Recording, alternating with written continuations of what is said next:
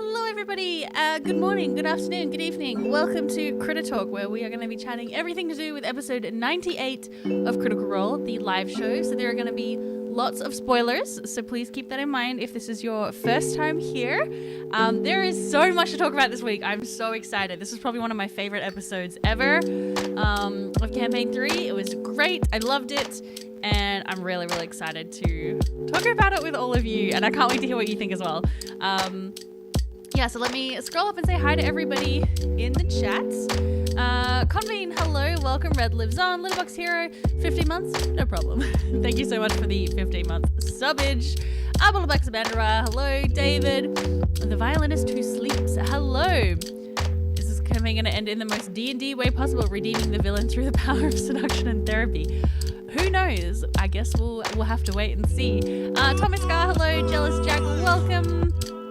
Felice, hello. Tarry, hello, hello. Inked Fish, hi. Cassius, Beckliz, Aunt Tishel, dropping in for a wee bit. Oh, perfect. Thanks so much for dropping by. Jewel Dragon, hello. Batball Blade, Jose, Small Roundel. Oh, your music is almost drowning me out. Oh, fuck, it is. Oh my gosh, I'm so sorry. What the heck? Hold on, let me... I'm so sorry. That was probably awful. Okay, hopefully that's better. It's so hard because like the level that I hear it is not the level that you guys hear it. So, okay, I think that's better. Hopefully that's better. Okay. I'm so sorry. Light, no longer have Critical Role emotes. I know, I realized that as well. Like, I actually went to catch the VOD because I wanted to see what the VOD difference was compared to the Beacon version, and then I realized that both versions were on Beacon anyway, but I was like, oh yeah, shit, I can't look at the VOD, but you know, that's okay. And also hello to everyone on YouTube, XCat, Adreos, Patrick, D. Campbell, well, Lucas, first time here. Hey, it's so good to have you. Thanks so much for joining us. Holly, hello. Porter Genial, hello. Pat, Ryan, O'Neill, hopefully that is everybody, and hello also to anybody who is lurking as well. Hello B Waltz to you as well, first time here. Hey, we got some first timers, that's great. Welcome in. Once and future 13 months, thank you so much. Thank you so much for the sub. I appreciate you. Temlian, hello, welcome. Oh man. So, okay, I'm so sorry again. This week I still have a chest cold, so I am going to have to mute myself frequently to like cough up a lung. So I apologize in advance for that. And probably lots of like clearing my throat also, but you know, it is what it is. I'm on the mend. Sort of the weekend was like when I was feeling the worst, and now I'm like kind of slowly going back up again. So anyway. I'm so sorry that I don't have a dice cam for you again. I don't know why, but my second camera has just decided to stop working. I mean, it's not even a camera, it's a phone. But the app that the phone uses to use as a second camera is just like, we're just not going to connect to your computer anymore. And you're just going to have to put up with it. And I'm like, okay, well, you're ruining the fun for everybody. So no dice cam this week. Hopefully you'll be back next week. I don't know. I'm going to see if I can find a workaround because I love doing that. I know it's just like a silly little thing, but I love doing it. It's really, really fun. Dice cam is not a girl's girl, 100%. Do we need a tip jar for another new camera? Well, I don't really need a new camera. It's just only like a small bit. I just have a spare phone that I use as the dice cam. And normally I just have an app that just, it's an Elgato app that just should connect to my streaming software and to my computer over the Wi-Fi, but it doesn't. Sometimes it does and sometimes it doesn't. And there's just no rhyme or reason about it. Coughing up a lung is an all part of the show. Yeah, exactly. You know, it's just, I log on, I say hi, and then I cough up a lung. I actually hate that saying. I don't know why I say that because it's so disgusting. Hey, being home alone, at home, I'm so happy this is live. Oh, I'm so glad. So sad to lose a weekend of being sick. Yeah, you know, it is kind of sucky. My kid loved it because he got like a whole day of just playing Pokemon on his Switch. He loved it. But oh well. It is what it is.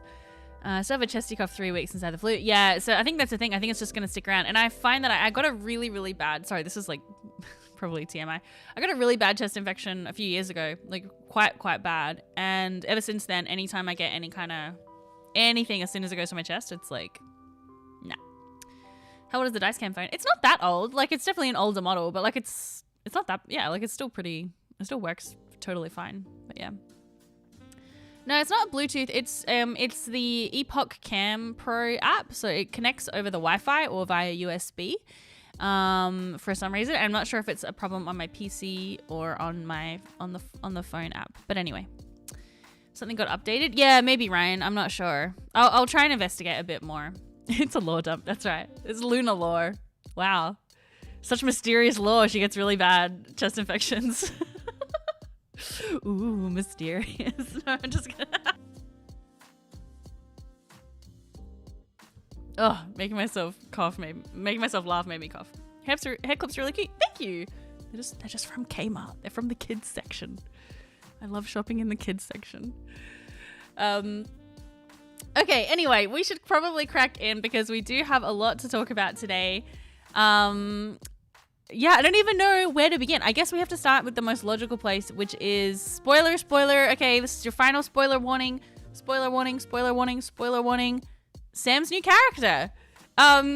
We talked about this last week, how we were like, he has got to be like debuting his new character in the live show. It just has to happen. So I'm glad we were all correct in that assumption. Wigumpy, thank you so much for gifting 5 subs. Thank you.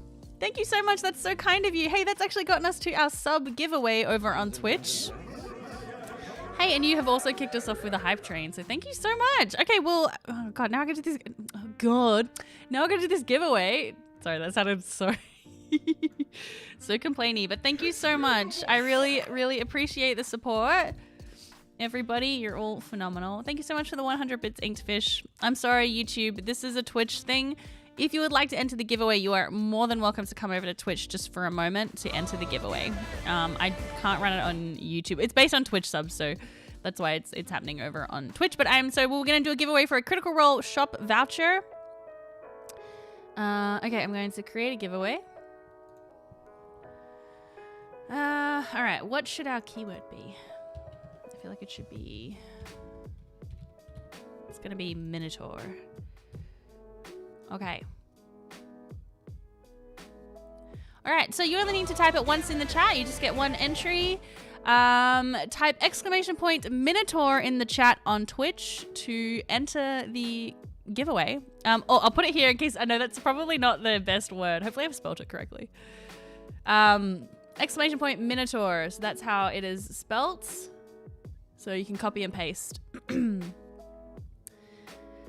Oh, there's a built-in way for Windows to connect to phone cameras now. I can't remember how to do it though. Oh, okay. Thanks, Joe. I'll have to have a look at that. Yeah, the other problem is like I'm not a Windows girly. I've been a Mac user pretty much my entire like adult life. And so this is my first time having a PC and it's really hard troubleshooting stuff because I just don't know how to do it. Like Jared is a PC user, so luckily he can kind of help me out with it. But yeah, it's just one of those things, you know. Oh, all right. I can see all of the announcements rolling in. Please make sure you're spelling it correctly. Sorry, I should have just done ! Sam or something. That would have been easier. But yeah, one more time. That is the correct spelling there. Hey, Mudrock, welcome. Also, I feel like I missed a few subs and whatnot while I was organizing that. So, Jewel Dragon, thank you so much for gifting a sub. The Violinist Who Sleeps, thank you so much for subscribing for 6 months. Thank you. Metaphor, thank you so much for the Prime sub. Inkfish, thank you for the 100 bits. Thank you. We need to start a new sub goal now. I might make it a little bit lower. I think because it's taking us a little bit longer to get to 100. Before that used to be when I was streaming a bit more frequently. We might do it a little bit lower. Okay, subscription. We're gonna end the goal. We're gonna start a new goal. It's really funny though. Twitch is like based on the amount of based on channels of your size, we recommend a goal of 10 new subscribers. I'm like, babes, have you even met Critters? Babes. Okay, new subs. How do I? Yeah, sub giveaway. Okay. We will begin the goal. There we go. Beckles, thank you so much for gifting a sub. Thank you very much. All right, last chance to get your entries in. ! Minotaur. for the Critical Role Shop voucher. We've got like 75 people here and only 34 entries. Come on, guys. If you're lurking, come over here. You might win a voucher. You know how you always like, I never win stuff. It could be you. You could win. Exclamation point Minotaur. It's supposed to be working, but I'm watching a stream instead. I'm glad I can enable some slacking off at work. I'm constantly watching stuff at work. I mean, I have a job that allows me to do that in that, like, I could do my work quite easily. Moobot, are you single? Oh my god, that was so... Okay, yeah, we will get into it. That was so funny. That was one of my favorite parts. Are you single? Just asking everybody. Oh, I've heard the theory that Sam is an Oath of the Ancient Paladin and a Tragedy Bard. Yes, I believe Tragedy Bard is confirmed, but I thought it was an Oath of the Ancient Paladin as well. I talked about that in my most recent video, YouTube video. But a couple of people said there's also another one, which is Oath of the... Can't remember. Let me go to the comments. I think somebody said it in the comments. I can't remember. Maybe somebody... Oh, Oath of the Watchers. Thank you. Yes. I'd never heard of that sub-oath before.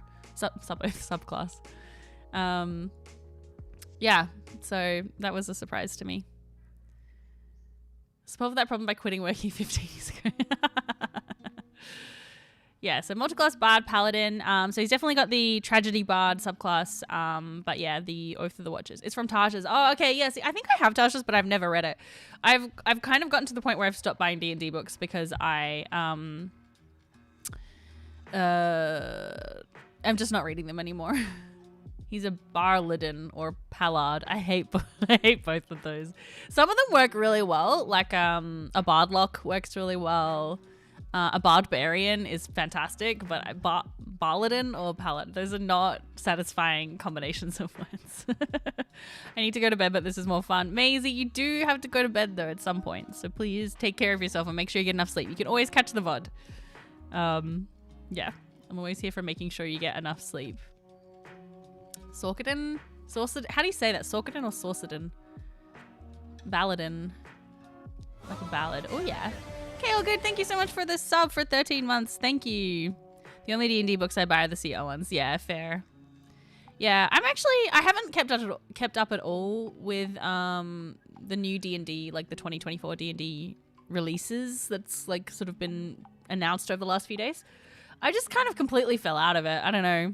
I'm finding it a bit hard to like have the time to even run my regular games anyway. And it's like, why am I going to invest in a bunch of new... I don't know. I realize that I've become that person. I'm like, I'm not going to switch to a new edition. I've got all these other books. But it's true. I have so many 5th edition books. And I know it's supposed to be backwards compatible. I know, but still. I can't be bothered learning a bunch of new rules right now. I'm kind of going to save that brain power for Daggerheart whenever that eventually comes out.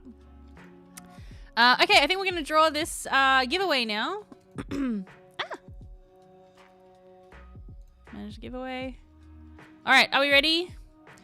The winner of a Critical Role Shop voucher of the region of your choice is Litterbox Hero. Hey, longtime regular Litterbox Hero. Please send me a whisper on Twitch with the store that you would announce the store entrant.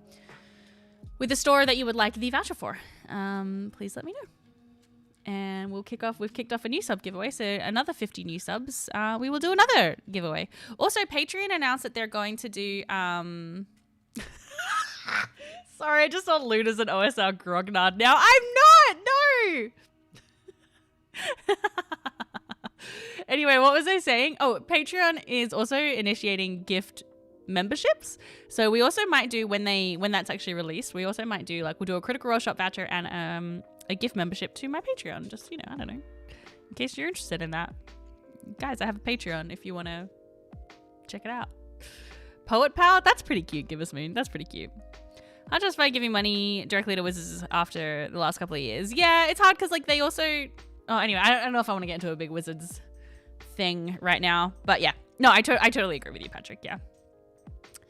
It's a cool option to have Patreon. Yeah, they haven't they've just announced that it's coming, but it hasn't been fully released yet. Just got some Ashton Greymore dice. They just got delivered. Yay, that's exciting. Thank you so much for this hype train, everyone. I think it's about to end at level 4. Thank you so much. Choo choo and all that jazz. Thank you so much for the hype train over on Twitch. Oh, I got a level 3. Oh, that's right. They've got new hype train emotes now, which is great. Look at this. What is this? Oh, he's taking some fall damage. Oh no, he died. No. Anyway. Oh, speaking of emotes, everybody on YouTube, I actually updated the emotes. If you are a member, I've updated them. So now if you're a member, you have all of these super duper cute little emotes to use in the chat if you feel like it. You don't have to, but the option is there if you're interested. CR dice are always my downfall in the store. I'm really pretty good. I haven't really haven't been too tempted lately. I'm trying to save as much money as possible at the moment, and so I haven't been tempted, but I'm sure something will come along. Thank you so much for messaging me, Littlebox Hero. I'll try and do that after the stream. If I forget, if you haven't heard from me in a day or so, please feel free to prod me. Because yeah, I'm only on Twitch a couple of days a week now, and so sometimes if I don't log on for a few days, I forget. So please, yeah, if you haven't heard from me, please feel free to ping me again. But I'll make sure to do it. I'll try to make sure to do it after stream. Okay, so anyway, back to Braius Doomseed. Okay, first of all, Doomseed, what the fuck? I was filming my video and I said the word Doomseed out loud and I went, oh my god, he's just going to subject us to more seed jokes and I don't like it. I don't like it. Yes, and then somebody told me that people have worked out that the is it anagram? Is that what you call it? If you rearrange all the letters, is Red Boy Asmodeus. I mean, and then not only that, somebody also told me in my comments that the weapon that he uses, which is like 2 bowls hanging off of a chain, is called the Poison Pen, aka the PP. Guys, I can't. It's so bad. It's so bad. Oh gosh. Doomseed is what I call my kids sometimes, Kyle. No. No. Oh my god. Outrageous. Truly outrageous.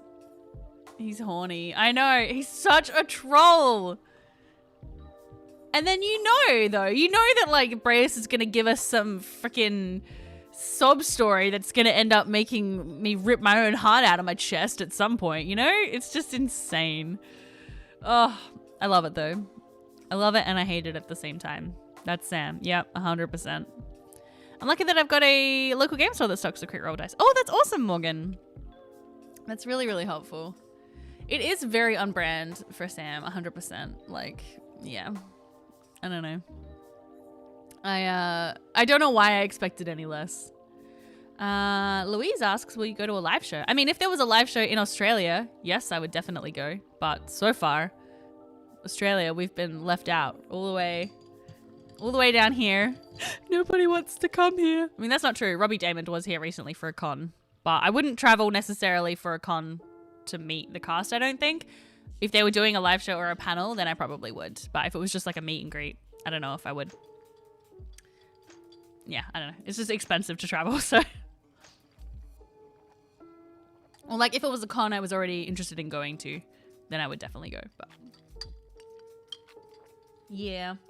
I don't know. I keep hoping that one day they'll come to Australia to do a live show. There's actually on the PAX Australia website, in the frequently asked questions, there's there's a little bit which is just like, we know that you want Critical Role to come over. Stop asking us. It's just like, people obviously have just said to PAX so many times. I think Australia's left out in South America. We don't even have a store. I know, like, I know I complain, but yeah, at least we do have an Australian store now. I know every time I see merch shares, I see in the Twitter comments, I'm like, please give us a store. Disappointed they didn't give him a bull head. Yeah, it was interesting that he has a more like human head. It's kind of a bit weird. I won't lie, Dungeon B. I do find it to be a little bit weird. Let's pull up the artwork. I mean, I think the art in general is amazing. Honna did an incredible job. Once again, absolutely smashing it lately with all of like the new outfits and stuff.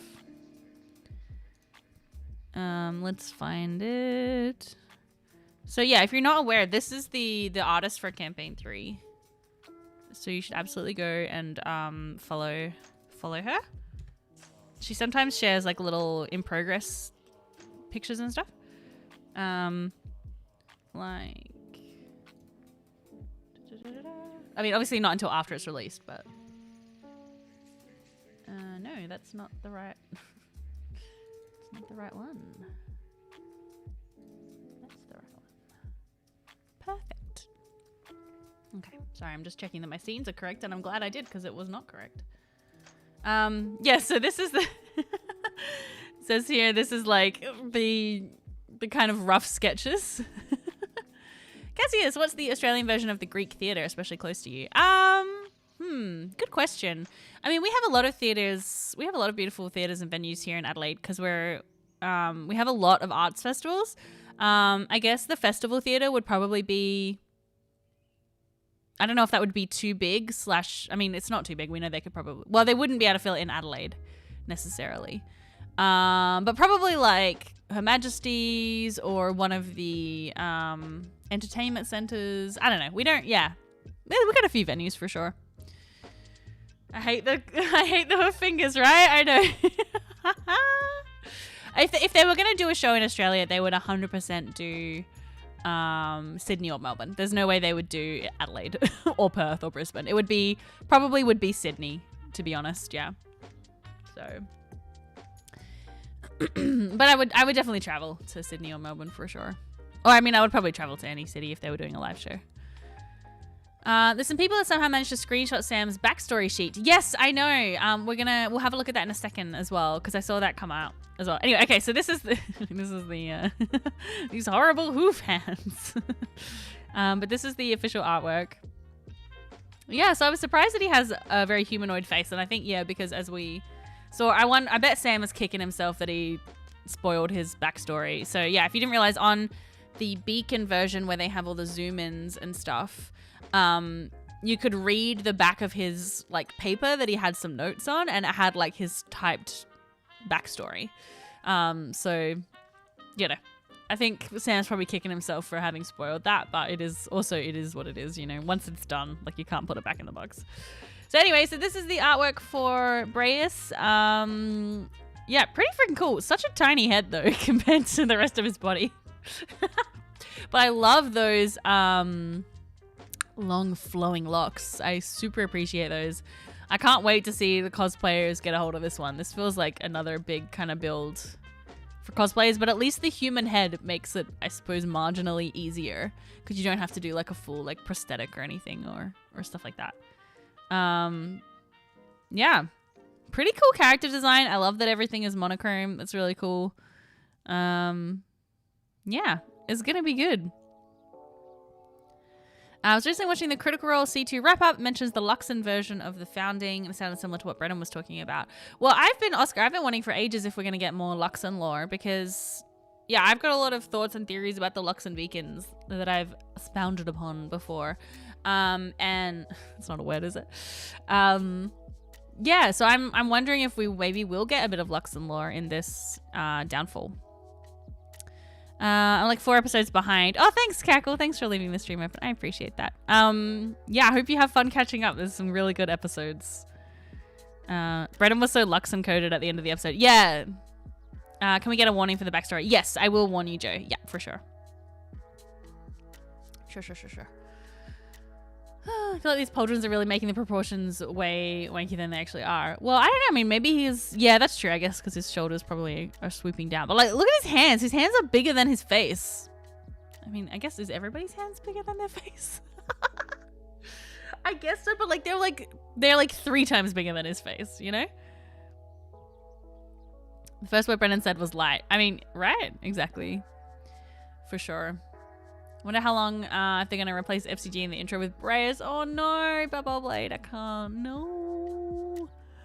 If there is Luxon lore, I'm so happy Essek is also watching. Oh, I hadn't thought about that. Yes, that'll be really cool. Oh man. Kimberl, hello. Thank you so much for the sub. I've enjoyed the uptick of content recently. Oh, thank you so much. Yes, I'm feeling a bit more better, a bit more motivated to make videos and things again.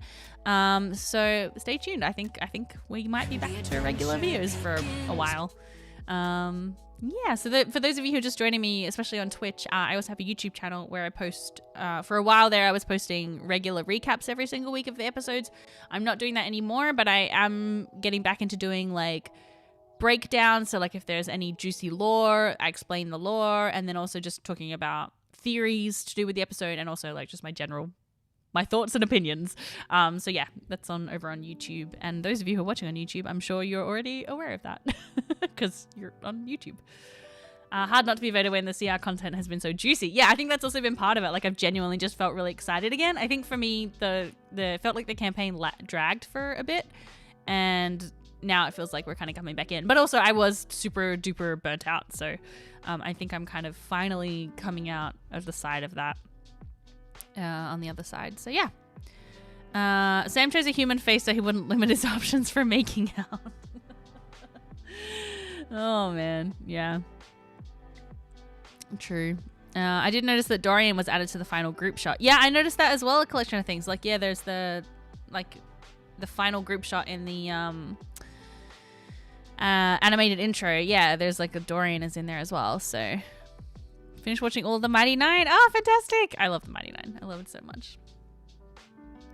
Please don't be an otter. No. I'm not okay with that. I'm not okay. All right, cool. Well, maybe we'll quickly look at this backstory stuff. So if you don't want to be spoiled on Braius's backstory, perhaps just like mute the stream for a bit, and I will type in the chat when the spoilers are finished. And if we can all as a group collectively choose not to reveal any more spoilers after we finish that little point. But obviously keep in mind, some people might just come in and talk about them without having heard that warning. So I guess just kind of keep that in mind, that you may end up getting a few little spoilers. I think it's going to be kind of hard to avoid. So yes, anyway, I'm going to begin talking about Braius' backstory. If you do not want to hear it because it was not revealed in game, it was spoiled from Sam's notes on the live stream, now is your time to go away. Okay. All right, let's have a look at these. Okay, I've got to find them. Hold on, let me go. I wonder if he'll change it now, actually. I was actually thinking about that. Like, maybe he will... he'll change it now that, like, people are watching it. People are watching the chat to know when to stop. Oh, good question. Oh, it got deleted off of Twitter? Really? Yeah. I guess I'll also do this. I'll do this when we're finished. Fuck. I don't know. I don't know, guys. I'm doing my best. Maybe you might just have to make a judgment call. Hold on. Wait. What I'll do is I will add some text. Okay. Talking about... Oh, God. Braius' backstory. Right now. Beware of spoilers. Beware of spoilers. Okay. Right. I'll make... Beautiful. No, wait. Oh my god, and I didn't even... we didn't even do it right. Wait, where is it? Text. Can I edit this? Yeah, okay. Braius' backstory. Okay. Alright. It's gonna have to do. Okay. So, he might twist a couple of things. Yeah. Okay, so hold on. So how come it got deleted off Twitter? Did the OP start to feel a bit bad about it? Yeah. I honestly would feel a bit the same as well. So, okay. I'm sure it's on Reddit, though. Let me find it on Reddit. Okay.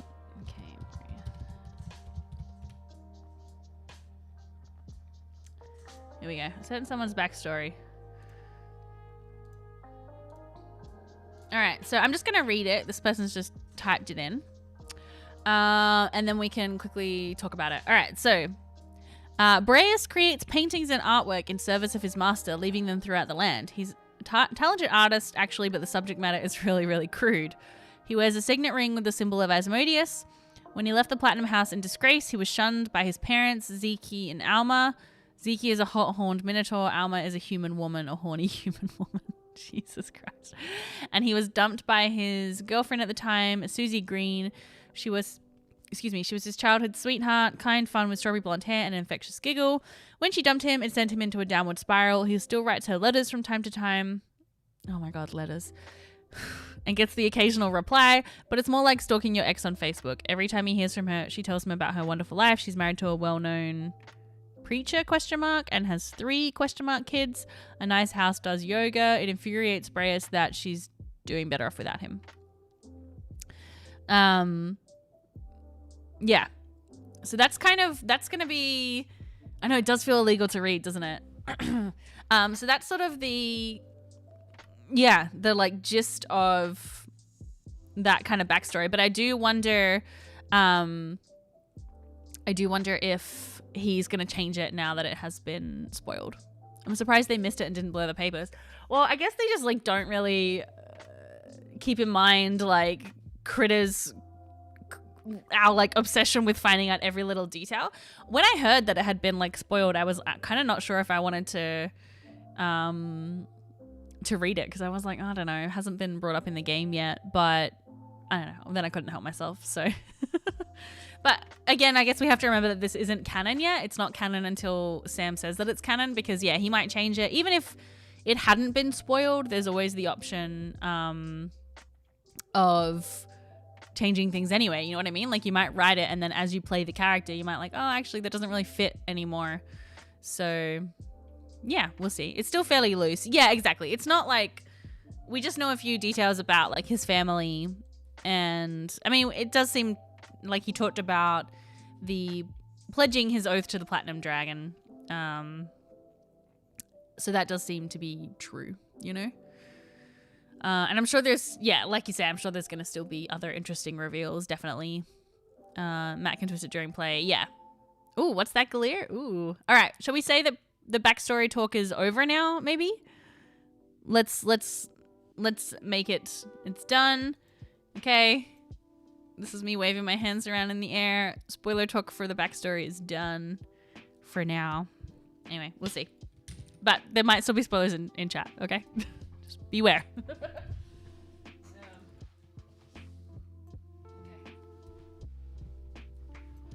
Alright. What's that, Galir? I went to apply for the guidance counselor position, but I was usurped by a drug-dealing werewolf named Jawbone.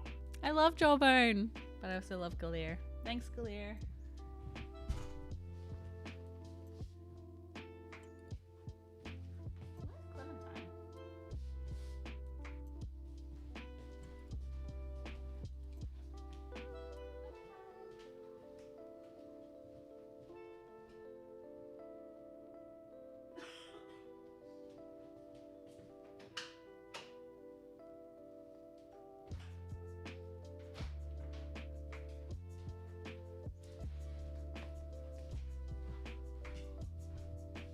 Sorry, I didn't mean to rush off, but I just realized I haven't seen Clementine in ages. And the kitties have been getting into a bad habit of, like, hiding in a room, and then I shut the door of the room and they get stuck in there. So just quickly go open all the doors in case she's stuck in a bedroom somewhere. Gonna go to bed now. No worries, Maisie. Thanks so much for tuning in.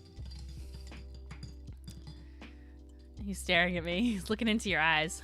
Jawbone is a sweetie. I love Jawbone. I'm so happy because my sister started watching Dimension 20 and she has just completely blitzed through Fantasy High. Like, so she's halfway through junior year and it just makes me so happy that I can be like, what did you think about all these characters? Yeah, look at the little kitty. So cute.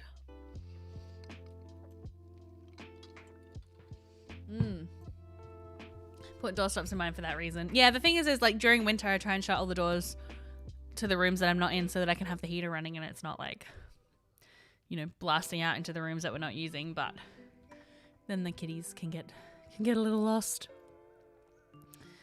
Not related to anything, but that's one cozy room. Thank you.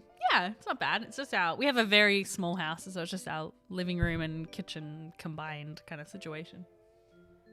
But yeah, I try and make it nice and cozy. I like that Braius is going to validate their Hell's part in Belle's Hells. Yeah, so I am really excited that we're getting a character who is tied to a betrayer god and also tied like very strongly to a god, because I think the party has really been missing that, and I think Sam recognized that. So like I love that moment where he says like, "What gods do you all follow?" And everyone's like, well, like I just think that was really funny. And so I'm so curious to know as well how they're going to integrate Braius into the group, because that's not to say Belle's Hells are like morally good.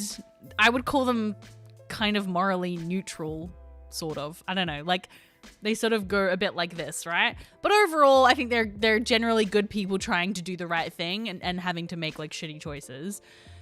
So it's just, I'm curious how they're going to bring in Braius, who is so like, is worshipping an evil god. You know, we've seen Asmodeus. We've seen him. He's not a nice guy. He's not great. He likes to rip people's heads off their skulls. Like, he's not, you know, it's not really like, oh, but maybe Asmodeus is a nice guy. Like, that's kind of what happened to Xerxes, right? Xerxes was like, well, I think he could be redeemed, and I think he's a nice guy. And then he was absolutely not a nice guy. So I'm very, very curious how they're going to sort of reconcile that and keep Braius as sort of like a long-term member of the group. Whether that means Braius is going to have some kind of like redemption, or whether they're just gonna, I don't know, accept it. It'll be really interesting. And yeah, and speaking of someone's bringing up Fern, like I'm so excited to see how Fern's connection to Asmodeus will now increase or be encouraged by Braius, because before it was kind of like, oh, I just had this connection to this betrayer god. No one really knows much about him. I don't really know how I feel about it. Whereas now we're going to have somebody who's going to sort of be actively advocating for this god. So it'll be fascinating to see how that plays out in the story, I think. Yeah. It's just so juicy and exciting. It would be really good. Okay. 2 seconds.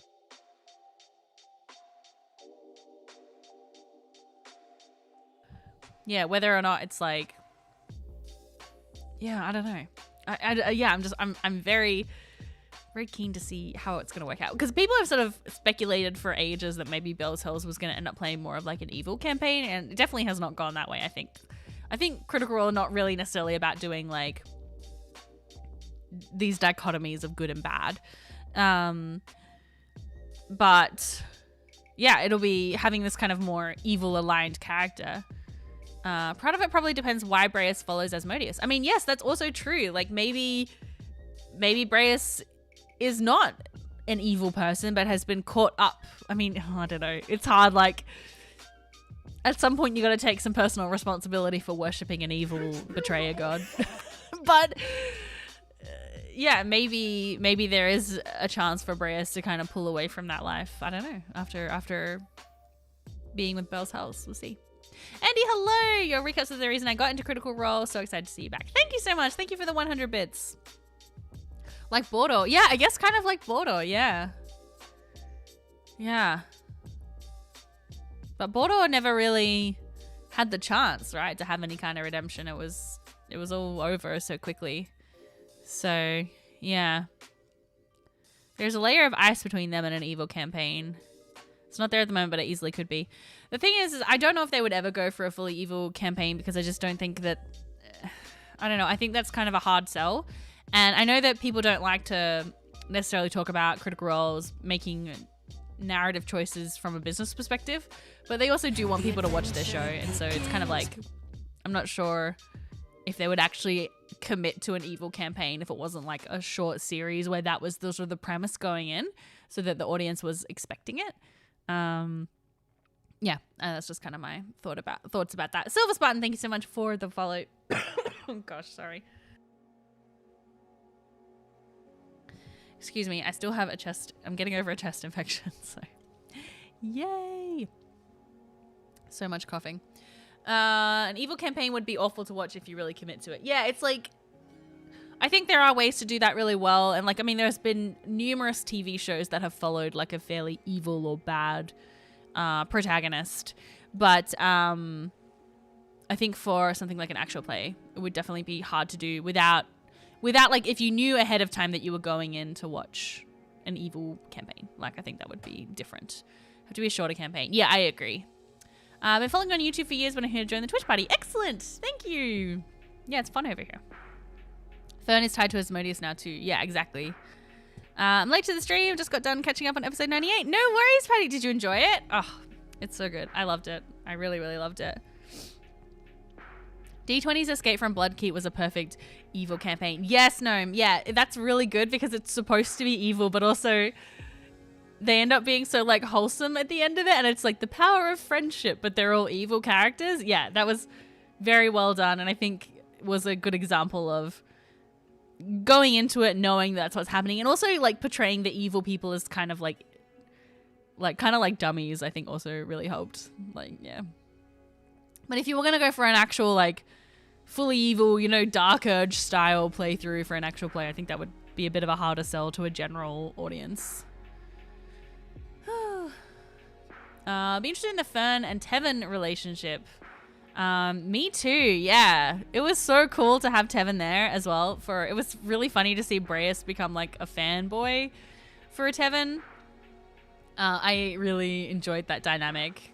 But it definitely gave Braius' character like... Braius, it seemed at first like it was going to be very like serious and kind of stoic. But then immediately went into like fanboying and flirting with everybody. So I enjoyed that dynamic. I enjoyed it. Silly evil is an acceptable alignment. Yes. Yeah. That's kind of what, yeah, Escape from Bloodkeep feels like. Very silly.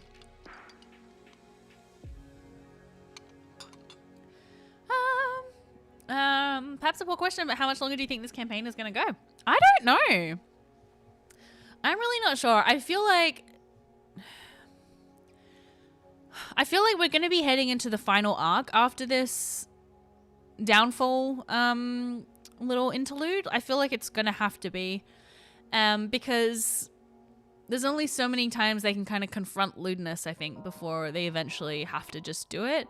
But I also can't see a world, like I cannot see this campaign ending on Exandria. I feel like it has to end on the moon.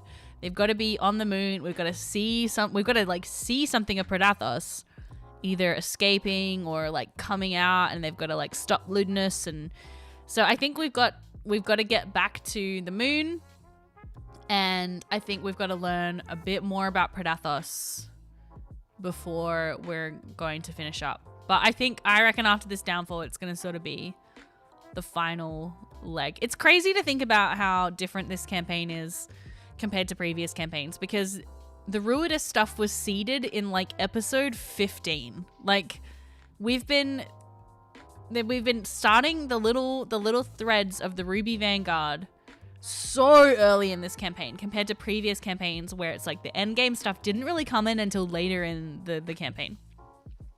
And I must admit, at first I've talked about it on stream and in my videos, like I didn't really like that. Because it felt like we were just sort of thrown into it so soon, and then it just felt like it dragged. But I will admit now that we're kind of coming up towards the end, I'm not minding it as much. Like I do like that they kind of have this singular focus. I don't know, I'm in two minds about it, because I do wish we'd maybe gotten about 30 episodes of pre-Ruidus stuff, just doing small scale little adventures so that we could get to know the characters a bit more and that they could get to know each other. I think I would have preferred that. 20 to 30 episodes maybe. But then we think episode 33 is when Lorna died. So like that was well and truly into the Ruby Vanguard stuff. Yeah, I do wish we'd gotten a bit more time just doing little stuff. But yeah, it'll be interesting to me to see. Sorry, I say that. I need to come up with a new phrase. I feel like I said it'll be interesting. But it will be interesting to see how this campaign feels when you watch it from start to finish without having to wait. Because I think for me, campaign 2, I watched it from start to finish, and so a lot of people said it was very meandering, but because I kind of binged it, it didn't feel that way to me. And I wonder if you're binging this campaign from start to finish, if it will sort of just feel a bit more, I don't know, cohesive. Bold of Loon to presume Ruidus will exist at the final act of this campaign. True, yeah. I don't know. part of me thinks it would be really cool if like Predathos does come out of Ruidus and stuff like that, and you know, maybe does devour some gods or whatever. I think that would be really cool and really like world shaking, but it also would feel, I don't know, it's hard because sometimes the DM does have to do a big swing. Look at Chroma Conclave, like that fully just obliterated a bunch of cities, and that wasn't like, there was no way that the party could have stopped that. So in a way that is like very set in stone that that's what's going to happen. And it was great. It was fantastic. But also if it's set in stone that Predathos is going to get out and we've spent so many episodes leading up to trying to stop it, I don't know, it feels a little different. I don't know. Is it worth watching the Beacon live show if you've watched the Twitch episode? Well, Small Rando, it's really up to you whether you want to watch the content twice. I only watched the Beacon live show one, and I loved it. I thought it was great. I love that format, and I wish they would do it for every episode. I know that they probably won't because it's a lot of extra work, but the zoom-ins and everything just make it so much more dynamic for me. When it's just the single angle, I definitely find it's a lot easier for me to zone out. I really appreciated just a bit more of a visually dynamic experience. But that's just me. Yeah, so I guess it just depends if you wanted to watch it twice anyway. Are we just getting attached to any of the gods soon within this campaign? We still barely know any of them. Yeah. Well, maybe Asmodeus is going to be the one. I think we want more moments. Sometimes we go a big gap of time without character moments. Yeah, I agree. The Ruidus stuff was seeded on C2. Well, sure, yeah. But I mean, like in this campaign, Ruidus kind of came up quite early, yeah. This felt like one huge arc. Yes, I agree. Downfalls reveals are going to define what I want to see going forwards. Yes. I'm guessing close to year's end. Yeah. Ludinus spin-off would be sick. I really want a Ludinus novel, Joe. I think that would be ideal. Like, you know, the novels we've had for Vex and Vax and Lucian, and like, I would love to see a Ludinus novel. I think that would be sick. I want a Ludinus novel and I want an Allura novel. Those are the two. I don't really want novels about the main characters, to be honest, because I'm like, we see those enough. I want to see some of the other stuff going on in the world. But yeah. I tend to listen more than watch. Yeah. Chet still owes Nanamari. That's true. Yeah. I prefer the usual way. You miss the little things. Yeah. See, I think I understand, yeah, that people want to sort of see all of the reactions, but I don't know. I think for me, the trade-off is I'm more visually engaged when there's cuts and zoom-ins and things.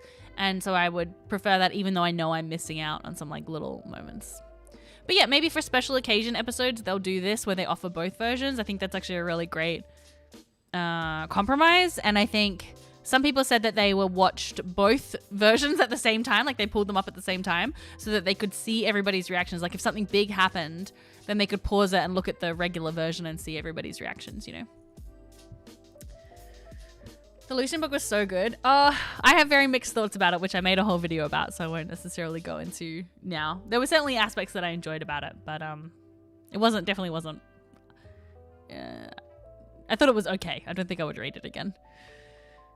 You totally did that and it was fun? Yeah, I wish I had done that, Dorian, but I don't know if I would have had the chance, because I think what was I doing when I was watching? I can't remember. Do you guys feel like C3 is going to finish after Ruidus? Oh, 100%, Oscar. I cannot see them continuing on. Like, what do you do after you've bested a god-eating moon, you know? Kind of want Lunas to have one of those animated episodes that not really redeems him but explains his backstory. Yeah. I thought Downfall was going to be Ludinus's backstory, basically. I don't think so, because I think maybe Ludinus will be in it, but I think it's not going to necessarily be like just his life story. Yeah, it was great actually to get confirmation in the episode that, like, yes, he absolutely was there in the Calamity, because it's been hinted at, it's sort of been danced around a bit, but there was never any like he never explicitly said I was there during the Calamity. He was like, I was there when the world burned, and you're like, okay, but that's happened like a few times, you know what I mean? So it's cool that we got like a definitive yes, he was absolutely there in the Calamity. Do we know how old Ludinus is? Well, we know he's at least 1,000 years old, but we don't know like a specific, I guess. We don't know how old he was during the Calamity. Do you think there's anything Bellator's could be shown in Downfall that would change some of their minds on anything? Well, this is what I'm curious about. And somebody said this in my YouTube comments as well of like, where is this Downfall series going to end? Because they either have to side with Ludinus or pretend to side with Ludinus or something.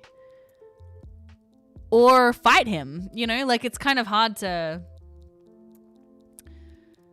Yeah, I don't know. I don't know how they're going to get out of this, like, confrontation with Ludinus without sort of agreeing with him, because why would he not just try and kill them there? So whether or not it becomes a fight and then he, like, runs away halfway through, or... I'm sure Matt has got contingencies, though. Like, I'm sure he's thought about everything and how the party is going to respond, because... Yeah, I don't know how they're going to kind of get out of it necessarily. I don't think they're going to side with Ludinus unless they pretend to. That would feel crazy to have spent the entire campaign working against Ludinus and then in episode 100 and something to be like, actually, you know what? So yeah. Is Nanamari old enough to be alive during the Calamity? Oh, yeah, I don't know. Well, we know that the Feywild, the time works really differently, so... Yeah.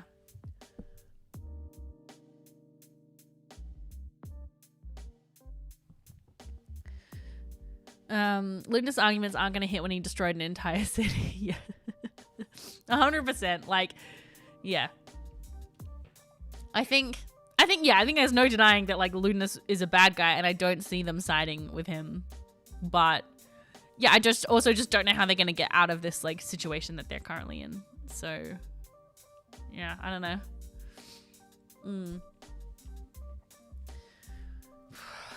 I think it's... Yeah.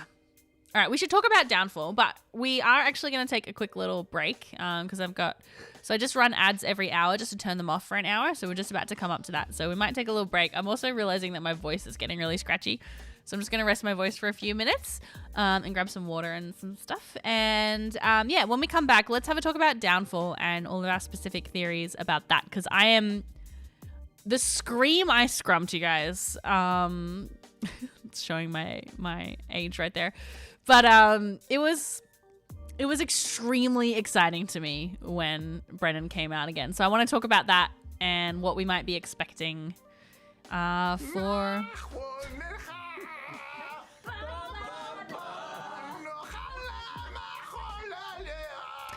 what we might expect for a Downfall. So we'll be right back. Please feel free to take this opportunity, grab a drink, stretch your legs, all that stuff. We'll be back in about 4 or 5 minutes or so. Might take a slightly longer break just to rest my voice for a bit. But yeah, we'll be back. See you soon.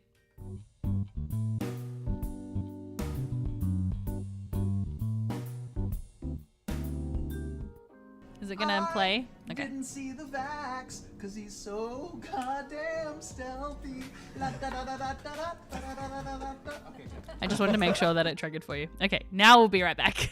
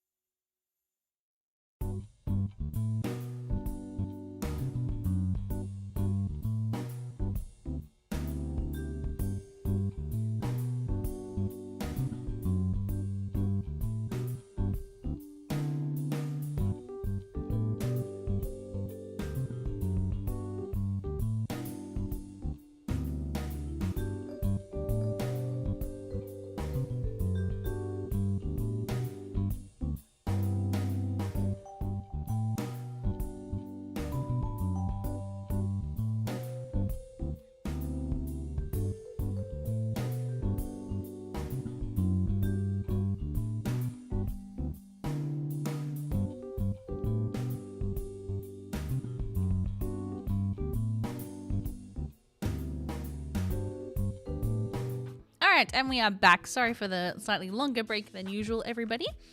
But welcome back. We are about to jump into some discussion about Downfall, which I am very, very excited about. Let me just catch up a little bit. Workshop, thank you so much for the sub. I feel like it's been a while since we've seen you around. Hello. Subscribe for 22 months. Thank you so much. And Lukash, thank you so much for the follow. Okay, so how did everybody feel about this moment with Brennan coming onto the screen and sort of taking over in the DM seat? Because I have seen some discussion around how people didn't enjoy it when it was Crown Keepers, but have enjoyed it when it is this Downfall series. And so I kind of was wondering what your thoughts were about it. I know a lot of people are disappointed that, like, again, we're taking another break from Bell's Hells. Like, we've only just got back, really, it feels like. And now we're taking another break. And not only that, there's no episode at all this week, as far as I have understood it. So it's going to be like another month before we are sort of back with Bell's Hells. But personally, I don't know. I'm really excited for Downfall because ever since they did EXU Calamity, I was like, please do this, but with Aor. Like, I need to know more about Aor.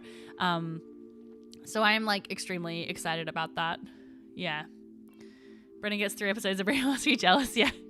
Well, I think it's like, I think Braius did feel extremely rushed because it was trying to fit so much in. Is Downfall going to be separate like an EXU series? So they're not branding it as EXU, which I think is a really interesting choice.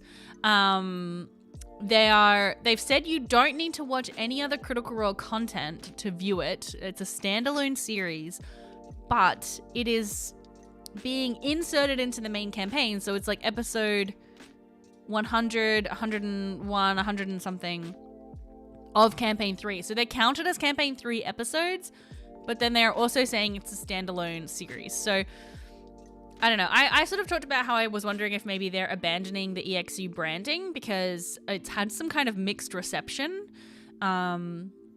Or if this is purely a decision because it does have an impact on the Bell's Hell story, because this is what they're seeing. Yeah, I don't know. It's a little bit of a confusing way to do things, but I also think if they build it as a mini series, that they would have to account for people not watching it. Oh, I don't know. Maybe not. I feel like in Marvel shows and stuff, like they'll have a movie all the time and then there'll be like this plot point which is related to like a TV series that maybe not everybody has seen. So you just kind of have to go with it. Yeah, I don't know. Critical background for this campaign. I mean, yeah, I think that's kind of where they're coming at it from. But the Downfall reveals are happening in the lore. Like, yeah, because it's happening in the campaign 3 world, but they're still saying that it's like a standalone series. I don't know. Anyway, I was kind of going on a rant and I didn't see what you all said. So let me catch up a little bit. For the story, fine, but I just want this campaign to actually get some momentum instead of these constant stops and breaks. Yeah, I agree with you, Tara. It does feel like we're sort of constantly, and I think, you know, having that once a week off or once a month off is really good. I'm glad they're doing that because I think it's more sustainable that way, but it has kind of then felt we've had this sort of stop-start momentum a lot of the time. Yeah. Jumping out of the main line has been hard. I'm still struggling with FCGs. Yeah, and now it's been thrown into the background. Yes, agreed. Like, I feel like we didn't get any time to have any kind of fallout for FCG or anything like that.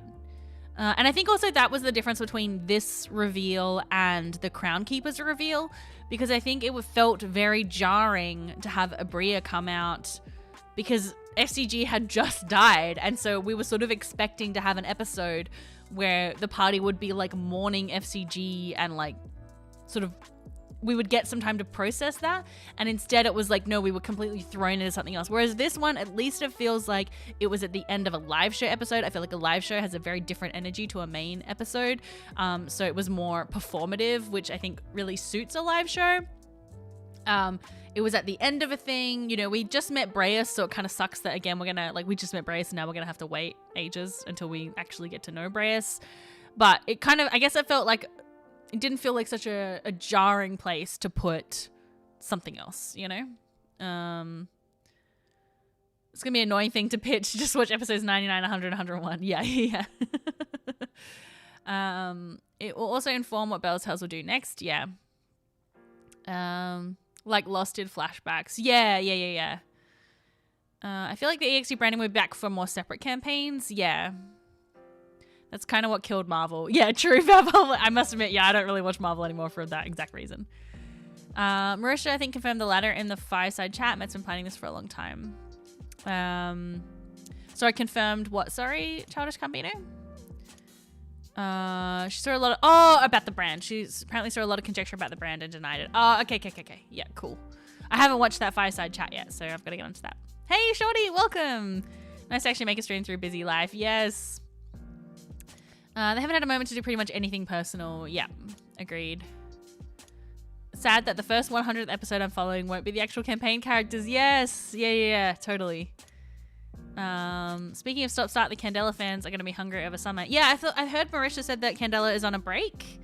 I haven't been watching Candela, so it doesn't affect me too much, but Abria coming in after FCGS was pretty unfortunate because Abria's entrance had already been organized. I just think they could have worked around it. I think it was because Matt was trying to time it with Aurum messaging Dorian, but I still just feel like maybe... I think this is the time. I know people don't agree with this, but this is the time when you recognize we're doing a show, we're doing a piece of entertainment media, and I need this transition to happen in a place that feels good. So this is when you go to Liam and you say, "Hey Liam, I know you're going to message Dorian. Can you please message Dorian at the end of the episode so that we can then cut to Abria?" Like, I just think that would have been the right call to make, to have it be at the end of an episode. Give them an entire episode to talk about FCG and to mourn and stuff like that. And then do the switch. And I think it's just because Liam chose to do it. Maybe he did plan to do it at that time. Maybe they did have that discussion and agreed to do it midway through. But like, I just think it would have been so much better to just tell Liam, can you please do it at the end of the episode? And I actually think it's fine to do that. I know Dimension 20 will sometimes do stuff like that. I've personally done it. I used to... It's currently on hiatus again because our venue closed. But I had like a live D&D show, and I would literally say to my players, tonight we need to get to this place. So please feel free to do shenanigans, but just be aware that I want to get to this place by the end of the session, because we're doing a show and we want it to have like a good beginning, middle, and end, you know? And so I think it's okay to kind of put your hand on the scale a little bit when you're doing like entertainment media. Anyway, sorry, that's a really big rant of mine. I think it's just fascinating how Critical Role is kind of merging this sort of like, we're still like just a regular D&D game, and you know, it's exactly as if we were playing it at home versus like, well, we're putting out a piece of entertainment media, you know, and like we want to pace things in a way that feels satisfying for our hundreds of thousands of viewers. It's kind of a tricky balance, and I do not envy Matt Mercer that role, because I feel like that would be definitely hard to do for sure. I skipped the Crown Keepers because Bell's Hells wouldn't know about it, but they are seeing this one, so I'll watch it. That's fair. Yeah, it's kind of wild that episode 100 of C3 will not be run by Matt. Yeah. Hopefully after the Downfall series we can see Bell's Hell's reaction to FCG's death. I mean, I don't know, because I think they're just going to be going straight into whatever information they get from Ludinus, you know? Yeah.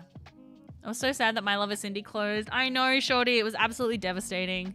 And we were talking about trying to find a new venue, but yeah, it's just been a little bit hard. So we're probably going to do some like shows for Feast or Fringe, but we're not going to do a regular monthly show. We were just on a roll. We're just starting that campaign. Anyway, it is what it is. And yeah, for those who are not in my hometown, yeah, we had a brilliant queer venue, My Lover Cindy, where I held my live D&D show. And unfortunately they closed after a few years of being in business, because it's just tricky. When the Twitch endings leak occurred, I was shocked that CR was #1 on the list for being a small group of voice actors. Yeah, I mean, it's not a small home game anymore.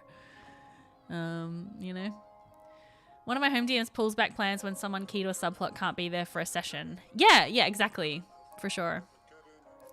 Performance spaces are already rare. Yeah, and because they're like a club as well, so it was like a queer, like a real.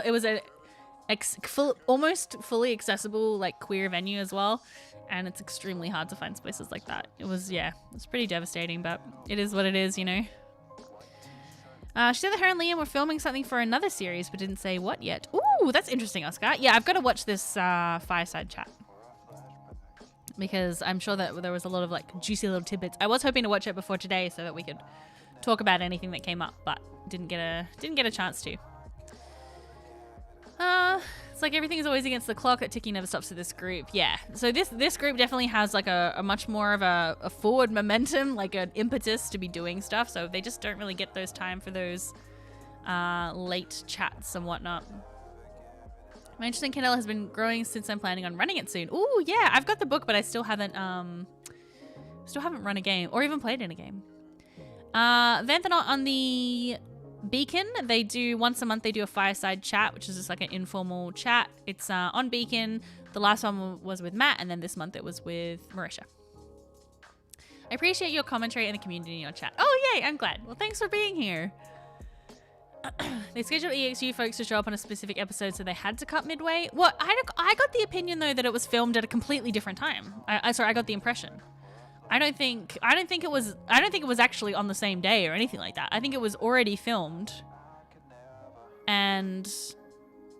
or it was filmed after the fact. I don't know. Like I just got the impression it was a different day. I don't know. Anyway, it is tricky. It is definitely very tricky. I think they were just trying to find the best place to do it, and that felt like the right time, and it was just bad timing all around. Yeah, it is hard when you're managing schedules for people and you have to. Like, you can't rearrange that, you know? So I definitely see them trying to do what they could under the circumstances. I hope Travis is next up on the fireside chats. I haven't even watched the one with Matt yet, actually. I keep forgetting. The Beacon app I find it really difficult to use. It's constantly crashing for me. Maybe I just need to reinstall it because I think a lot of people are not having those issues anymore. But I did get it to work for the live show one eventually. And I find that it works okay on the desktop. It's just the app that doesn't work very well. Matt made a passing comment about it on Four-Sided Dive. I think it was the same day. Oh, okay. Yeah. I don't remember. Anyway, you know, as I said, it is what it is. It's been fine for me recently. It's not crashing for me. That's weird. Yeah, okay. So maybe I'll just reinstall the app or something. I always find, though, it's definitely when there's, like, when a live show is coming out, then it will, like, everyone is on there trying to watch it, so... Could you imagine trying to DM? Oh, yeah. Pretty crash prone for me. Yeah, okay. A little iffy for me too. Okay, so it's not just me. I hope that they like sort it out soon. There are also just a few like quality of life things I really hope that they implement soon. Like I want to be able to lock my phone and still listen to the audio at the same time.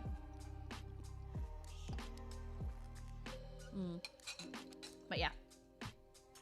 Okay, so anyway, we didn't really end up, we were supposed to be talking about Downfall and then we kind of got sidetracked. So Downfall, what do we know about it?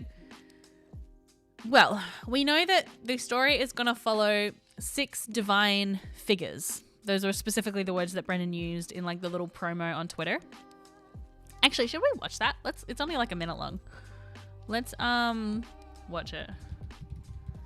Also, Brennan is giving off such like new dad energy, or new parent energy in this promo video. He looks so tired. He's eating lunch at 8 p.m. at night. It just feels very like, yeah, you just had a baby. Okay, let's pause this momentarily. Let's have a look.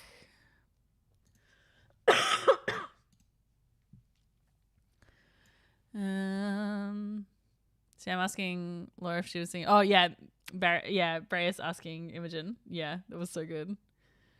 Okay, hold on. All right, let's turn this up.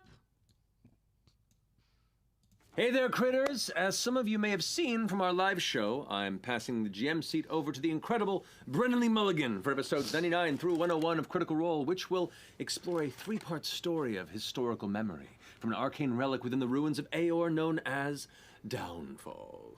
Woo-hoo-hoo. It will be a tale of tragedy, betrayal, and choices made in an age long past. Downfall is set over a century into the Calamity and follows the story of 6 divine figures of Exandria and the role they played in the destruction of the flying city of Aor. Yeah, so this definitely feels like 6 divine figures. I don't think they're going to be playing the gods. I think it was kind of like, everyone was like, oh, are they going to be playing the gods themselves? I feel like that's too much of a swing, and I think it has the potential to not work. I think they're going to be playing like champions of the gods, infiltrating or coming into Aor, and I think it's probably going to connect to the scene we saw in Frida's memory of the attack on the Factorum Malleus right before Aor was destroyed. I feel like that's probably where Downfall is going to end. That's kind of my thought about it. Yeah, that's I don't know. Well, what do you guys think? What do you all think? Certain that eating was deliberate because it's a running gag. Yeah, I agree. I also didn't like. I didn't like that he was eating either, Tarry. I know it's part of the joke, but yeah, I also didn't like it. I was like, come on, just don't talk with your mouth full. But yeah, I think he just looks so tired here. He looks like the dad of a newborn here, 100%. I wonder if any players will play in Aor. Well, I don't think so, because it sounds like they're going to be playing the people who are attacking Aor. So, like, they're not going to be Aorians necessarily, unless they're like turncoats, maybe? I don't know. Joining me at the table will be none other than Taliesin Jaffe, Abubakar Salim, Ashley Johnson, Nashir Dalal, Nick Marini, and Laura Bailey. And as Bell's Hells are uncovering this message, so too are you. That means you can jump in right now for this story without having seen any previous episodes of Critical Role or Exandria Unlimited. So we welcome you to a world our mere mortal minds cannot comprehend on July 11th. Yes, we welcome you to a world our mere mortal minds cannot comprehend. So I think we're going to be seeing behind the Divine Gate. That whole intro that Brennan did, talking about the palace, the fountain, made of light, made of stars. Like, we're going to be seeing behind the Divine Gate. So I think they have to be playing kind of avatars or champions of the gods. I just think that that's where it's gonna be. It'll be pretty cool. Pretty cool. I'm very excited about it. Either way, I have a lot of trust in Brennan to deliver something equally as amazing as Calamity, which to me is one of the greatest actual play things I've ever watched in my life. I'm really excited about it. It's gonna be good. The Divine Gate didn't exist in the Calamity. No, that's not true. The Divine Gate did exist in the Calamity, because before the Calamity there was the Schism, which is when the gods disagreed about how to deal with the Titans. The prime deities defeated the Betrayer gods and put them in their own little demi-plane areas, or whatever you want to call it. Tucked them away. And then they went behind the Divine Gate. Then in the Calamity, the Betrayer gods escaped. Am I misremembering this, though? Have I got this wrong? I thought it was, and then the Betrayer gods escaped and the prime deities came back. Or maybe I've got it wrong. Maybe you're right. The prime deities still existed while the Betrayer gods were hidden away. Shit. I might have got my lore wrong. Because I thought that they went behind. Okay, all right. I've got it confused. Because there were essentially 2 wars. Divine Gate was made during the Divergence. So I think it goes the Schism, the Calamity, the Divergence. I think you're correct. I think I've gotten confused. Yeah. But it's, yeah. Because the Betrayer gods had already been tucked away, and then they managed to escape. But I guess the prime deities were still out and about. Aor fell as soon as the Calamity started. No, so Aor didn't fall until partway through the Calamity, which is what we're seeing. Well, which is what we'll be seeing here, I believe. Hades. We need Danny Carr, yeah. There was a proto-divine gate around Rhodes. Yes. Yes. Ending the Calamity. Until then, the the betrayers were locked away and the primes interacted as they pleased. Yes, I believe that's right. So the Calamity lasted around 100 to 200, no, around 200 years. So this season is like 100 years after the Calamity started. So it's like kind of smack bang in the middle. Yeah, it was made by the Prime Deities after the Calamities to protect mortals from the influence of the Betrayer Gods. Yeah. Okay, cool. All right, I'm across my lore. I got it confused. Why were we talking about that? I don't remember. I can't remember what led me to asserting that. So my non-critical girlfriend about the live show ending, she was freaking out with me because she knows about how good Brennan is. Yeah. My bad, 100 years. Yeah, no, that's cool. Yeah. Penguinista, hello. How you going? Thank you so much for the sub for 21 months. Long time no Calamity. I know. It's exciting. It's exciting to go back to the Calamity. So I think we're going to be seeing some high-level champions of the gods. Now, I wonder what level they're going to play. I really hope that we see like a really like high level. Like imagine some like level 20. Oh, that's probably too much. I know that like higher tier play can be more difficult to balance, but because what level were they in Calamity? I think they were around 40 or something. 40. That would be very high. Around 14 or something like that. What gods do you think will be involved in the characters in Downfall? Yeah, I think if we're looking at Prime Deities, then it's probably going to be... I feel like we're going to see the Dawnfather. I think we're probably going to see the Changebringer. Maybe Melora. I don't know, yeah. Level 40, basically, gods, yeah. I rewatched it recently. I liked it, but don't get the crazy fuss everyone has over it. Oh, for Calamity Tarry? I don't know. I just really, really loved that story. I definitely made a crazy fuss over it for sure. Are we gonna get some Raven Queen lore? I hope so. That would be pretty good. What's your favorite level, if that makes sense? I don't know if I'm an experienced enough player to answer that, Dorian, because I haven't actually been able to play that much D&D. Unfortunately, the highest level I've ever been is level 11. Oh no, that's not true. I was like a higher level for a one shot, but it was such a crazy one shot that I like didn't really get to play that much because it was like a charity one shot. So it was just people were donating and wild stuff was happening. They were level 20 in Calamity. No, I'm pretty sure they were like level 14. They were definitely not like, yeah, I don't think they were level 20. Calamity episode 2 and 3 dragged for me, but episode 4 more than made up for it. Yeah, that was like a 7-hour long episode or something. The interesting half the day was Prime Deity champions and the other half was Betrayer God.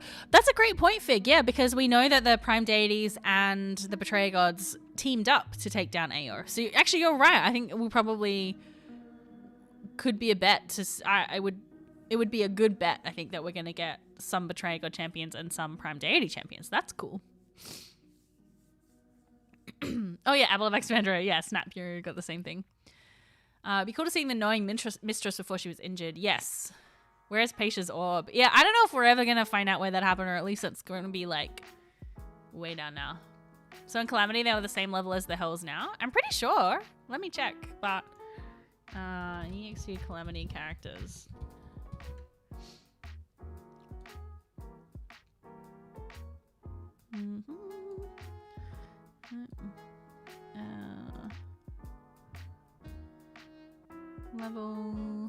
Level 14. Yeah.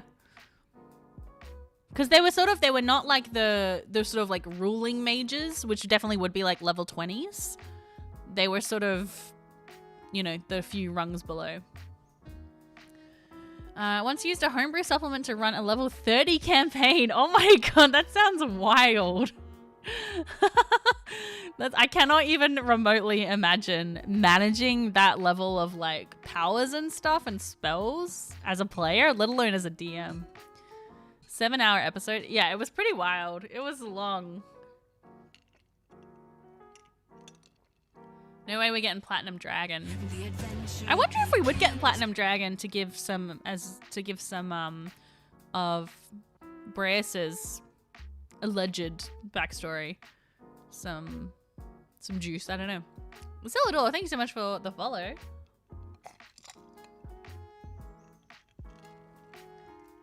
Loving the hair. Thank you, Jenny. Thank you very much. C1 had some long episodes. Yeah. I mean, I prefer the shorter episodes, to be honest, but I'll make an exception for EXU Calamity. Chaotically Random and Hollyander Hatter, thank you so much for the follows as well. They should just ascend. Yeah, at level 30, you just become a god and you just ascend. It would be pretty fun to see that, though.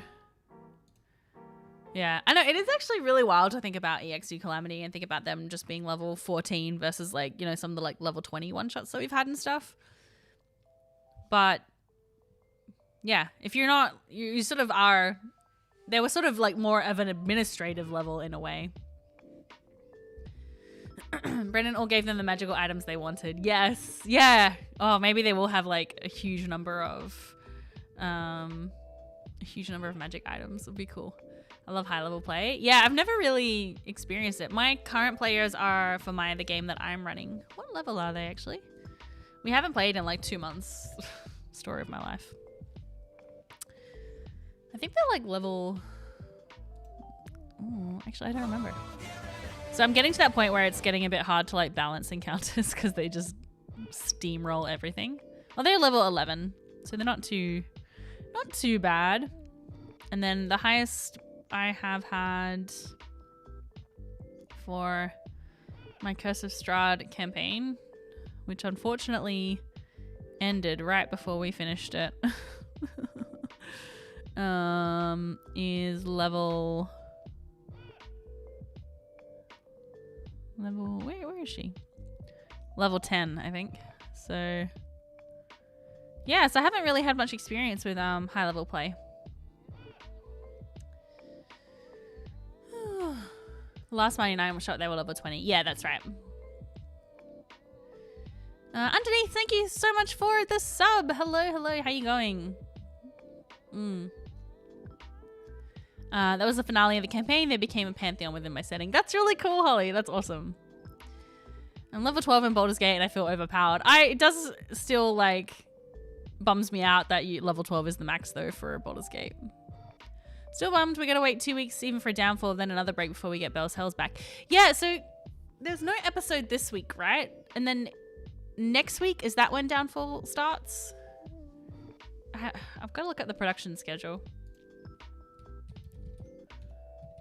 Oh, programming schedule.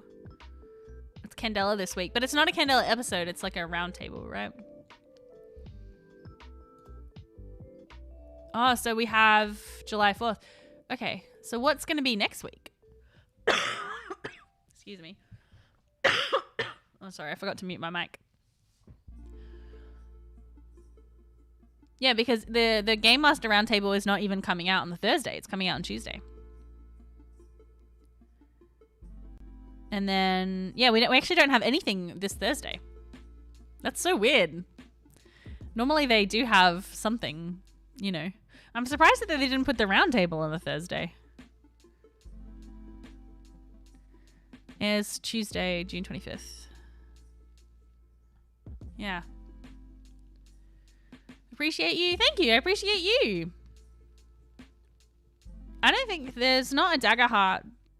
So this Thursday we have a Daggerheart cooldown, but that's only on Beacon. So there's nothing, I don't think there's anything going on the Twitch channel this Thursday. July 4th might be fully off because of holiday. Oh yeah, I didn't think about that. And they'll do a one shot. Yeah, I think it probably will just be a week off. I didn't really think about it being July 4th because I'm in Australia. Yeah. So we'll have 2 weeks before we see Downfall, and there'll be 3 weeks of Downfall, and then probably another week off, and then so it's probably gonna be 6 weeks until we see Bell's Hells. That's actually pretty crazy. Yeah, that's a pretty long break. It's easy to remember in the US. Yeah. Yeah, 6 weeks. That's a pretty long time. That's why I'm kind of feeling like we've got to be sort of getting to the final arc of the campaign. I just think, I don't know. I think the longer this goes on, the more they're probably going to lose momentum with viewership as well. I mean, all viewership kind of peters out towards the end of series and things. Like, that's pretty normal. But I do wonder if, like, you know, the more breaks there are, the more people are just going to be like, yeah. But then on the other hand, 4 weeks off does mean people can catch up. So maybe it's better. I don't know. Wonder if Sam would have just waited until after Downfall to come back had it not been a live show. Yeah, I think so, probably, Babbo Blade. Like, he had to bring it for the live show. It would be crazy not to. Every night I hear fireworks. Oh, really? People are already doing fireworks and stuff? Crazy. Like, doing your own fireworks is such a weird thing because, like, it's just not really a thing that's done in Australia. I'm pretty sure there's only certain states you can buy them in. I don't even know. But occasionally, like, some neighbors will set them off and we're always, like, at the windows, like, what is that? Because, like, it's just such a rare occurrence that anyone of the, like, a member of the public just releasing fireworks. It's like you have to go to the council shows, you know, or when, like, the government puts on events and things, but... Used to be mainly Victoria? Yeah. Happens here all the time. Yeah. Yeah, so we definitely have, like, I think it must be 1 or 2 neighbors that will just sort of set them off randomly, but yeah. How quick does the series burn you out? If it's a slow burn, you can afford less breaks, but if it's often, then many breaks are required. Yeah. Yeah, I don't know. Glad you were right about Sam's class. I felt very chuffed. I was like, I literally said that. Yes. Yeah. Will they do a Candela this week? I don't think so, Jenny. It's not on the programming schedule. So the programming schedule has... So it's got the Reslayer's Take. It's got the Fireside Chat, which has already happened. We've got Critical Role Abridged. I haven't watched any of those yet. I do want to watch them. They're catching up. Like, look at this. Episode 27 is out on Beacon of Critical Role Abridged. So it is pretty quickly catching up. We've got the Candela Roundtable, which is happening... Oh, that's today. Is that in like 20 minutes? What time is it right now? In Pacific. And then we've got Midst, and then we've got the Daggerheart cooldown, which is only on Beacon. Oh, it's today. Oh my god. I totally planned it, guys. It's in 18 minutes. Oh, okay, great. I'm so glad I chose to stream earlier then, because I was going to stream a little bit later, but I was like, oh, I should stream a bit earlier today so that it's a better time zone for people. Whoops. I'm glad I did. Okay, cool. Well, that's good because I'm going to be wrapping up stream pretty soon. I'm assuming everyone's going to go over to watch the roundtable. What's the Reslayer's Take like? Michelle, I've only listened to maybe half of an episode. I kind of bounced off of it pretty quickly. It's definitely an extremely different vibe to any other actual play content that they've done so far. It's very edited. It's very much about like telling the story, and they do share the dice rolls and stuff, but it doesn't feel like they are playing around a table. It definitely feels more like a dramatic, what do you call it? What do you call it? Like an audio drama. Yeah, it feels much more like a recorded audio drama. But not like drama because it is supposed to be for like kids and families. So yeah, anyway, I haven't really listened to too much more because I found the style to not necessarily be to my taste. But maybe now that I know what the style is, I'll be able to go back in with that in mind. Yeah, more like a radio play. Yeah. Exactly. So it definitely, I think for me, I talked about this a bit last week, I think, but I would prefer if they did keep in just like a little bit of the table talk. It kind of feels like they've re-recorded some of their audio as well, so it sounds less off the cuff. And I think it's hard to find that balance between sort of having something feel really tight and seamless and like, you know, it's a story that just kind of keeps going versus keeping in enough of that stuff so that you realize that we are actually like playing a game. So yeah. How does it compare to Midst? Yeah, I couldn't say because I haven't listened to Midst. Yeah. There's some neat guests. Oh, cool. I didn't realize that. More family friendly than Midst. Yeah. So I think it's great. I love that they're venturing out into some different kinds of media. So I think it's cool. Yeah. I adored Midst, so brilliant. Yeah, Midst is another one that I bounced off of because it's just a lot going on and I wasn't in the right headspace for it, and then I just never got into it. But I might give it another go. at some point. But there's just, as I've said, there's too many medias. Too many medias to to keep up with, to be honest. All right, I'm just gonna bring up Critical Role's page so I can be. Oh my god, I get ads now. Crazy. I'm not a sub anymore. I took a bit to listen to because it's different from what we're used to. Yeah. Just waiting for Critical Role and yes. Love midst my law brain devoured it. Yeah. They've just gone live. Yes. Yeah. I find the first episode of any actual play hard to get through. Yeah, I think it's like you got to kind of, for me, I feel like I have to get connected to the characters, and then once I've done that, then I'm okay. Then I can kind of get into it. But yeah. I've been listening to NADPOD Season 2, and also I just signed on to do a panel at PAX, which is ranking every Dimension 20 series. So now I've got to catch up with all the Dimension 20 series that I haven't watched yet. I've watched most of them, but there's a bunch that I haven't seen yet, so I've got to catch up with those. So that will also be taking up all of my listening and viewing time for a while, I think. Bugs Museum, hello! Do we have confirmation that the Calamity lasted 200 years? Yes, I think we do have that information somewhere. Let me see if I can find where it is said. Calamity. I'm pretty sure it's been confirmed in like Tal'Dorei Reborn and stuff like that. The Calamity.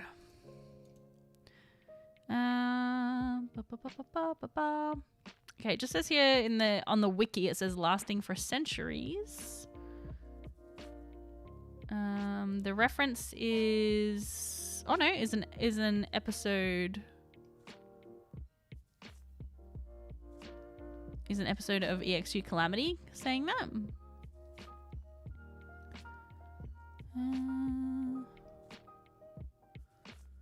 Yeah, actually, maybe you're right. I think it's just centuries. We don't know how long. I don't know where I've got 200 years in my head. But I feel like I have read that somewhere. I feel like it's in Tal'Dorei Reborn or Explorer's Guide to Wildmount or something.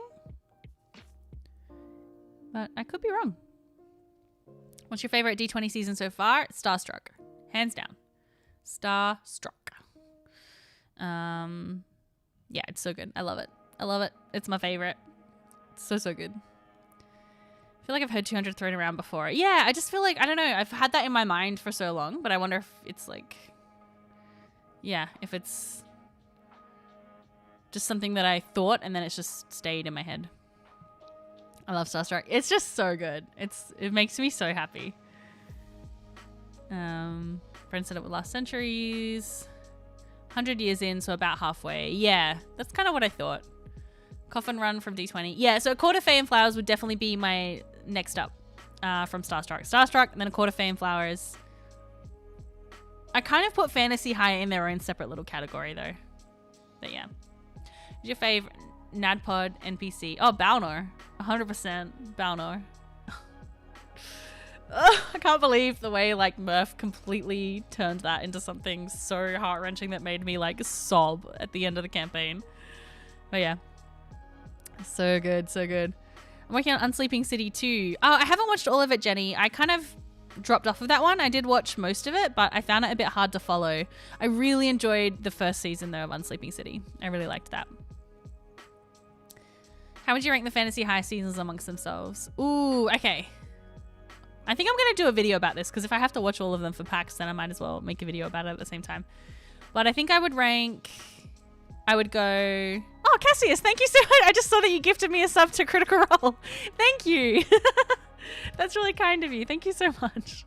Yeah, because I cancelled mine because I was on Beacon. Thank you. That's so nice. Okay, so I would rank them...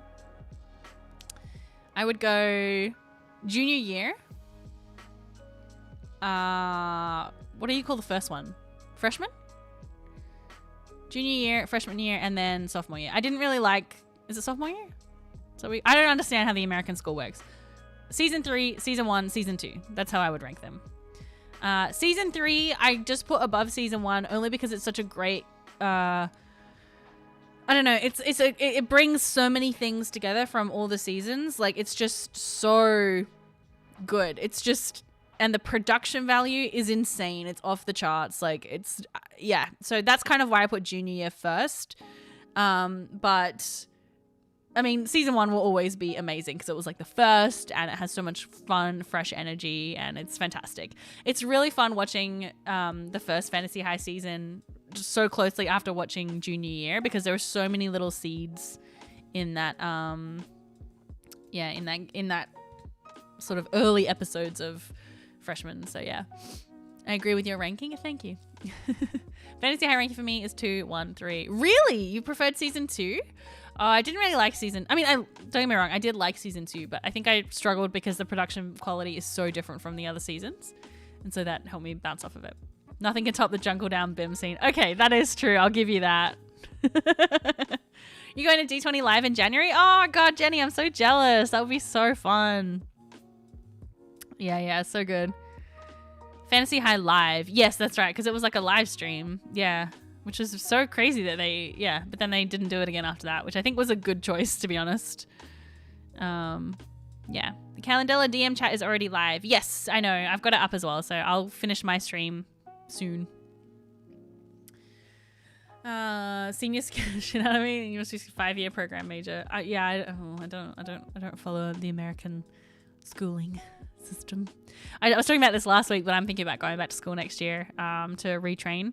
And I went to the info session, and all of the people there also at the info session, I could have been their mother. That's where I'm at in my life now. I mean, I would have had to been a very young mother, but it was physically possible. So, yeah. Fantasy High sophomore year audio quality isn't worse as early CR1, but sometimes it's kind of close. Yeah, it's definitely much better than campaign 1, but it's just such a drop from season 1 of Fantasy High that it's really striking to me. Yeah, so I definitely found it a bit difficult to get through. But, you know, it is what it is. I feel like it has the best story out of the 3. It does have a good story. Yeah, I'll give you that, Wrath. For sure. For sure. But yeah, there's a bunch of them that I haven't watched yet. I haven't watched Of Mice and Murder. I haven't watched The 7. I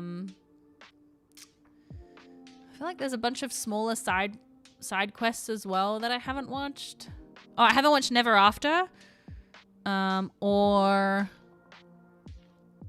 what was Burrow's End. Haven't watched either of those because I'm not really into the like horror type vibes, and I heard that they were kind of horror-y. Yeah, so I got a few to get through. 7 is so good. 7 had a lot of really fun moments. Yeah, it's definitely been on my list. I keep meaning to watch it, but it's just one of those things.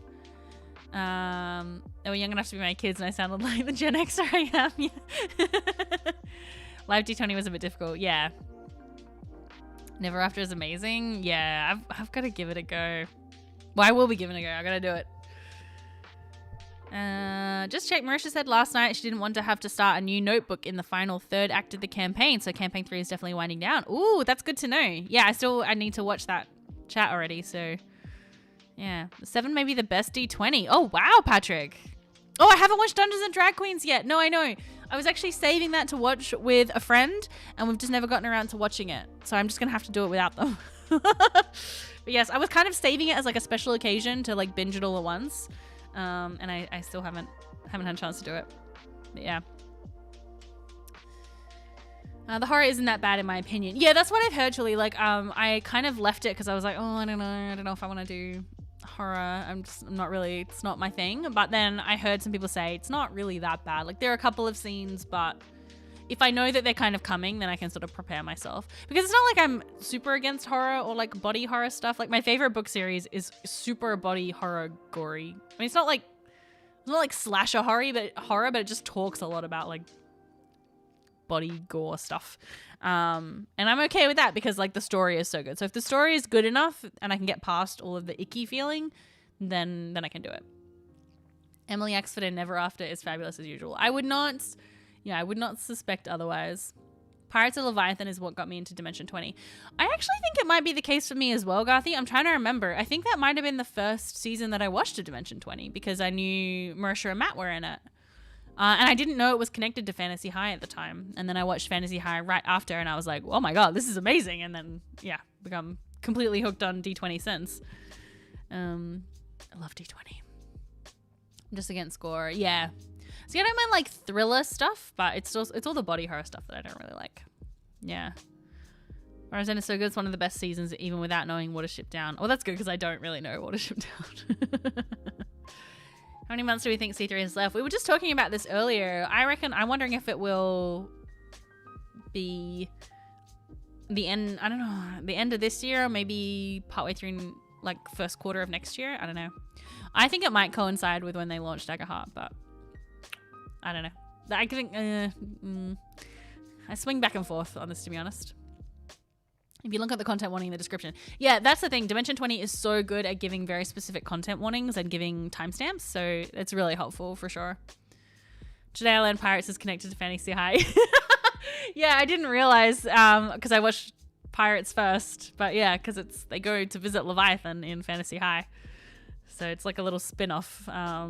It's just disappointing that I think it's their first Zoom season that they do during the pandemic, and so the quality is not quite there because they haven't really, they kind of elevate the remote quality for some of their other shows later in the pandemic, but yeah. They're very body horror. Oh, I've seen that map, Oscar. Yeah, I've seen that particular one in like the first or second episode, and that's when I decided not to watch that series. I was like, I'm okay. But hey, hello. Thank you so much for the 20-month sub. How you going? You're right here right on time for me to finish the stream. But bidet to you. Thank you so much for the sub. Yeah. Anyway, well, on that note, that might be the time to leave it because Critical Role is starting in 2 minutes and 50 seconds. So I just want to say thank you so much, everybody, for joining me today. If you're new here, my name is Luna. It's been a pleasure to be chatting with you. I will be doing this same stream again next week, so please come by. I'm not sure what we're going to be chatting about yet because there is no Bell's Hells episode, but we'll do some kind of critter talk. We'll find something to chat about, I'm sure. Don't forget, if you're not already subscribe to me on YouTube. Please check out my YouTube channel where I do a bunch of Critical Role videos. I just released one about my reactions about this episode 98. I also did one before that, which is everything you need to know about Aor, and I feel like it's a very well-timed video for what's coming up with Downfall. So if you want to learn more about Aor, please go and check out that video. Thank you so much, NVH, for giving 5 subs. Thank you very, very much for gifting 5 subs. I truly appreciate you. And also everyone on YouTube, if you are not following me elsewhere, I'm also on Twitter and I'm on Twitch. Yeah, I think that's it. I'm like, as soon as I decided that, now I'm about to start ending the stream, my voice is like, okay, now we're going to completely crack up now. Yes. But yeah, I'll see you all really soon. Have a great rest of your day, your evening, wherever you happen to be. And yeah, I'll see you next time. Bye.